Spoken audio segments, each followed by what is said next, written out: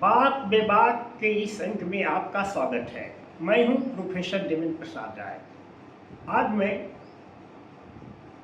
Iran US Israel वार पर बात करूंगा। देखिए, आपको ज्ञात है युद्ध विराम का दिन खत्म होने के पहले ही पाकिस्तान के रिक्वेस्ट पर अमेरिका वालों ने युद्धबंदी को एक्सटेंड कर दिया है। मुझे याद आता है कि एक गांव में एक आदमी घर से चला कि मैं जा रहा हूँ, डूब जा रहा हूँ। वह गया एक झाड़ के नजदीक, झाड़ को पकड़ के कहता है, छोड़ झाड़ में डूबे थे।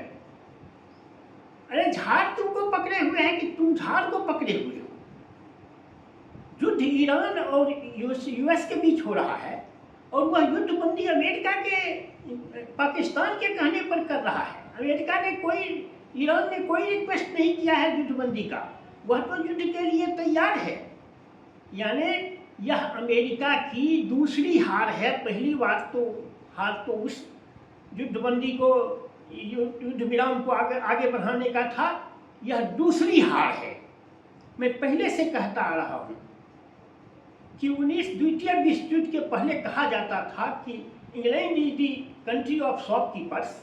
द्वितीय विश्व युद्ध के बाद America is the country of shopkeepers. और शॉपकीपर्स जो है वह बेटे का मरना बर्दाश्त कर सकता है, लेकिन अपने व्यापार के घाटे को बर्दाश्त नहीं कर सकता है। वही हाल उसका है। उसे युद्ध में जो खर्चा हो रहा है वह उसके कलेजे पर सांप लौट रहा है। अमेरिका आज तक कभी भी, मैं पहले ही कह चुका हूँ, प्रथम विश्व युद्ध में भी 1914 से शुरू हुआ, वह 1917 में कूदा, जब तमाम देशों के हथियार इत्यादि खर्च हो चुके थे, तो उसको हथियार, रसद, पानी बेचकर पैसा कमाया। द्वितीय विश्व युद्ध में भी वह बाद में कूदा, जब पर्ल हार्बर पर अटैक हुआ तब वह युद्ध में कूदा। अमेरिका कभी भी सीधी लड़ाई में नहीं आया है। प्रथम बार वह सीधी लड़ाई लड़ रहा है और यह उसका हाल देख लीजिए आप। इसीलिए कहा गया है कि इंपेरियलिज्म, लेनिन ने कहा था कि, माओ से तुमने कहा था कि इंपेरियलिज्म इज पेपर टाइगर। वह पेपर टाइगर है, वह युद्ध नहीं लड़ सकता है।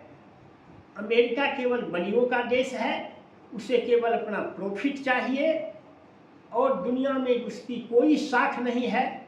देखिए, इसी में क्या कहा था, डिजाइन चेंज करेंगे, हुआ नहीं। हॉर्मुज को खोलेंगे, हॉर्मुज खुला नहीं।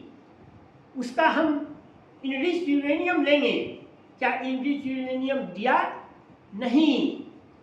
हम अपने मिसाइल कार्यक्रम को स्थगित करेंगे, क्या उसने स्थगित किया?